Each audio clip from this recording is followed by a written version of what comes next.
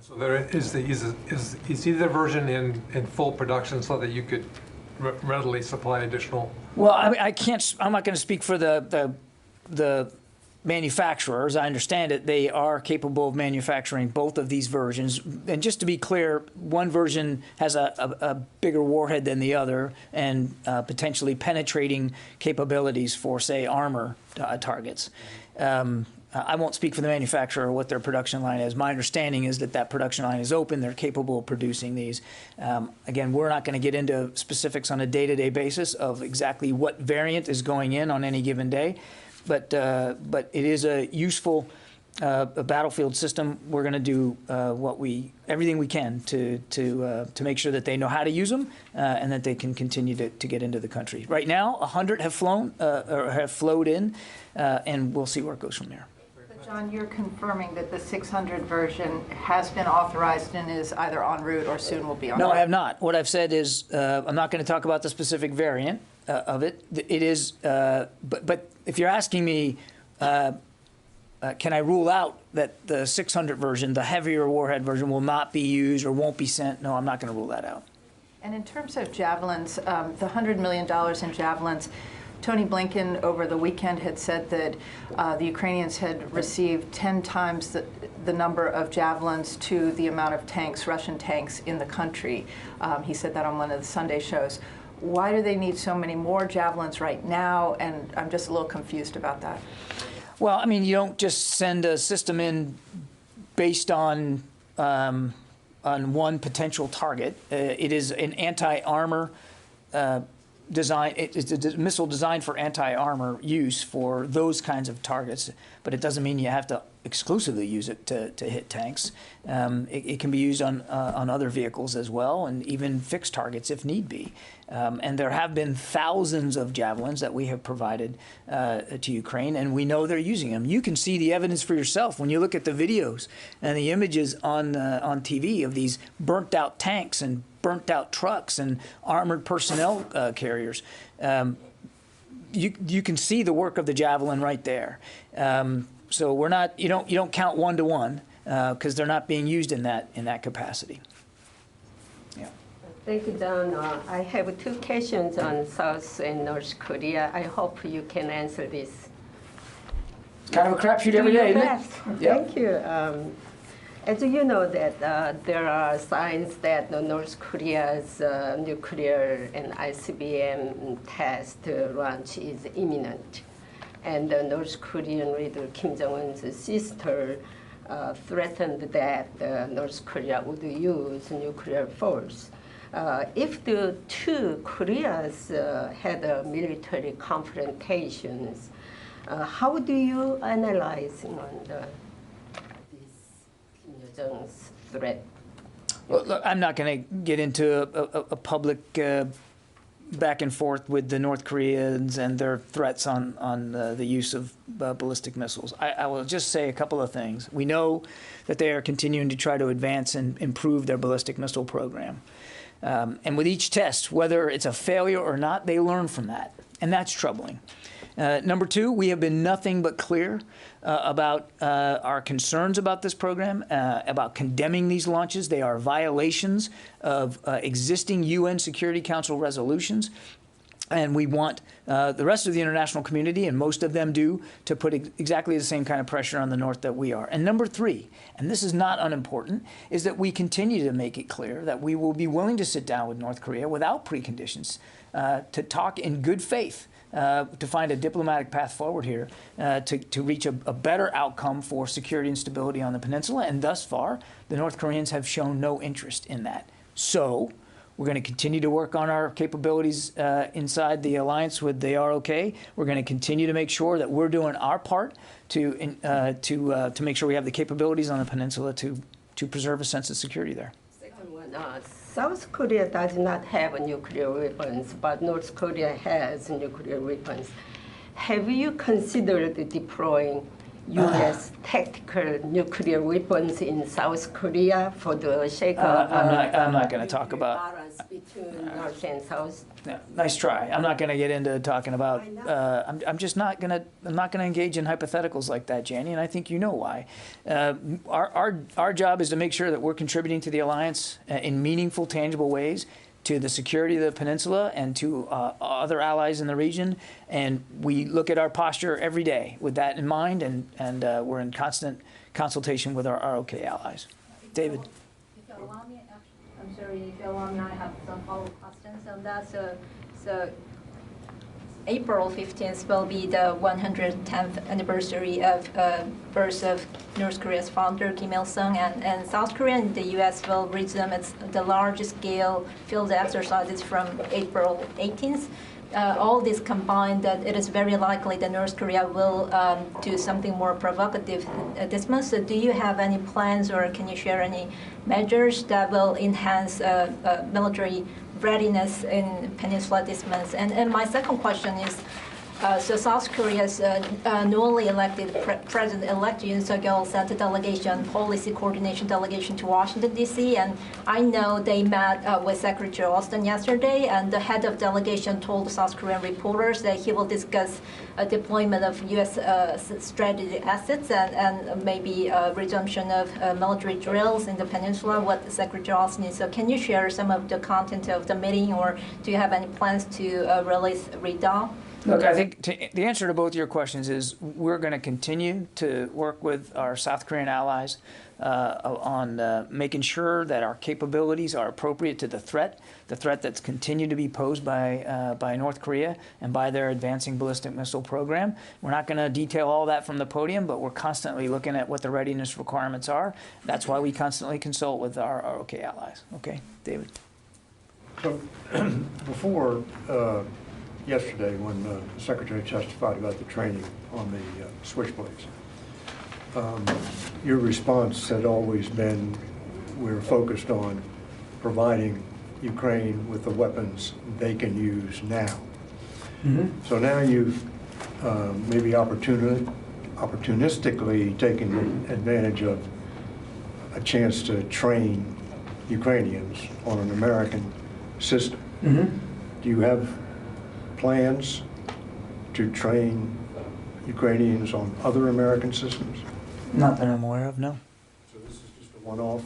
That's not a one-off either. I mean, we've identified in consultation with the Ukrainians that the Switchblade is a capability that they can use. It is not a very difficult system to learn, so we are going to get them into their hands, and we obviously want them to be able to use it effectively. So we took advantage of the fact that we had a small number of them here in the United States anyway to get them up to speed on the program. on the system, and we'll look to see if there needs to be additional training of additional Ukrainians on the Switchblade. We'll look to see how that might best be done, but I wouldn't call it a one-off. No.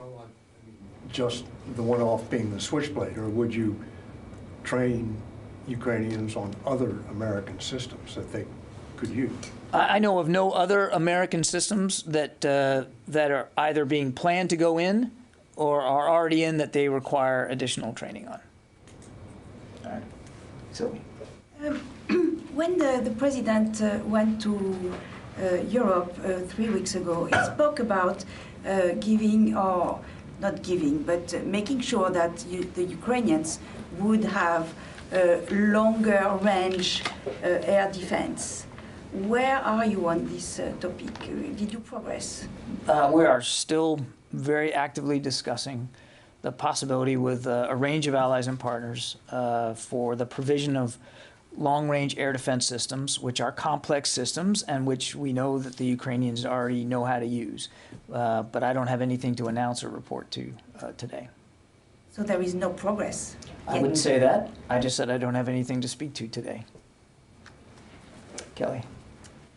Poland, on its government website, issued a guide to its citizens on what to do if there's an attack, chemical, nuclear. Is there a new concern here or an indication that Russia is planning to move beyond Ukraine, and how will this impact our ability to continue getting weapon shipments into Ukraine?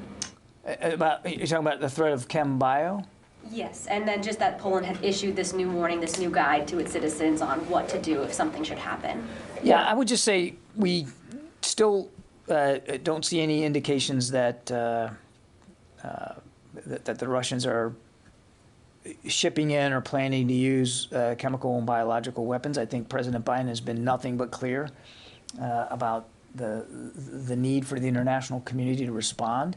Well, that would include the United States if they did something like that. We just haven't seen that that sort of imminent threat. Certainly, fully respect the government of Poland and the way that they want to inform and educate their populace about the potential there.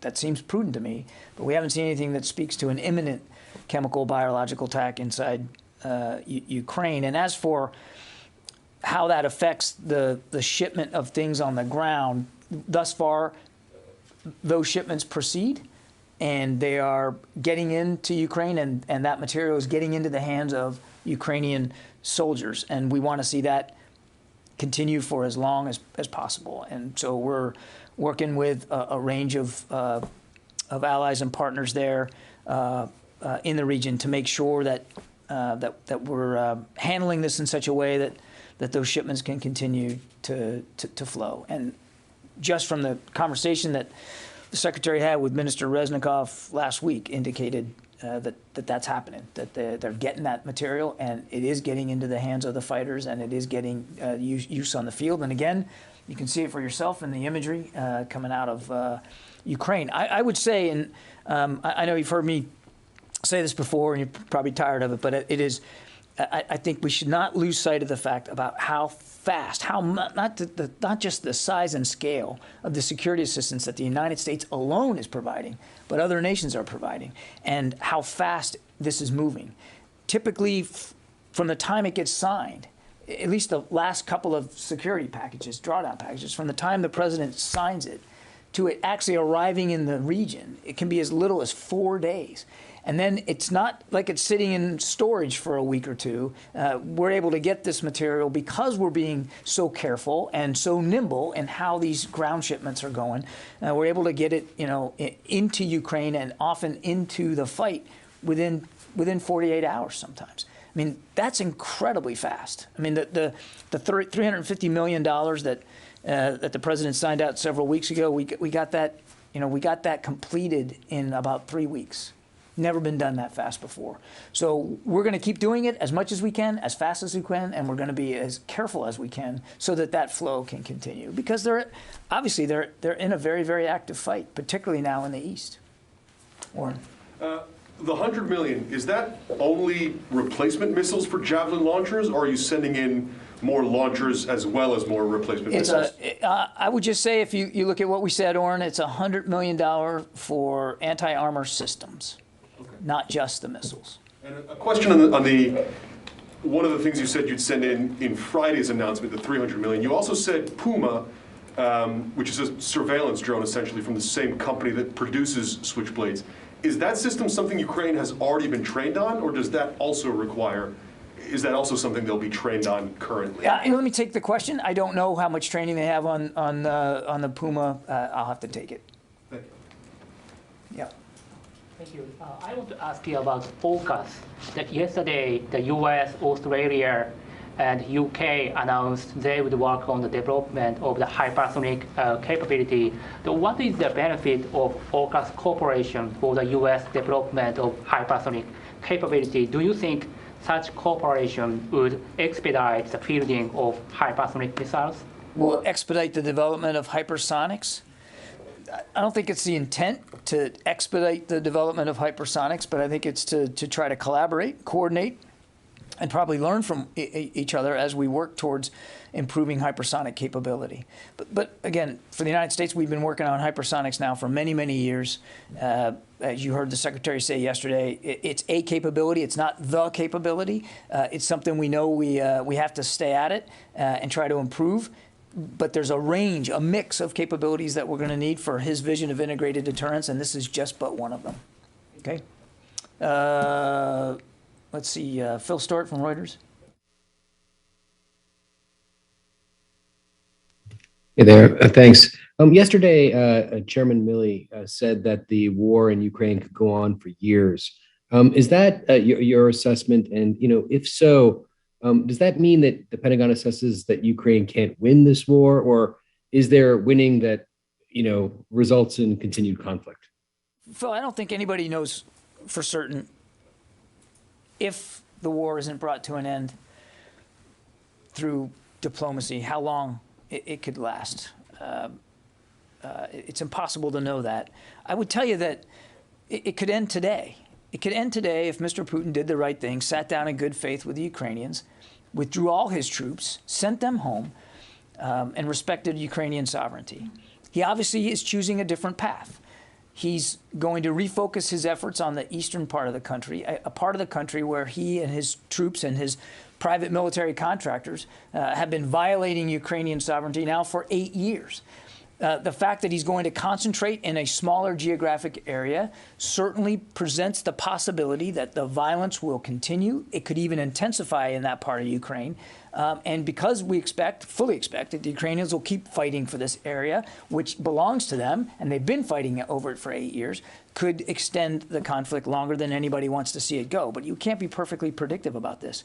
And then once the war is over, whenever that is, and whatever that peace looks like, I think you can imagine that the international community is going to want to come together to help rebuild Ukraine, and that's going to take some time. Nobody knows for sure. And as for your question about whether they can win or whether we've given up on them winning, or does this mean that they can't win because we think it's going to go for a long time, the answer is absolutely not. Of course they can win this. And if you look at what they've been able to do just thus far, Mr. Putin has achieved exactly zero of his strategic objectives inside Ukraine. He didn't take Kyiv. He didn't topple the government. He didn't remove Ukraine as a nation state. And he's really only taken control of a small number of population centers, and even they weren't the ones that he was really going after. Mariupol is still not taken.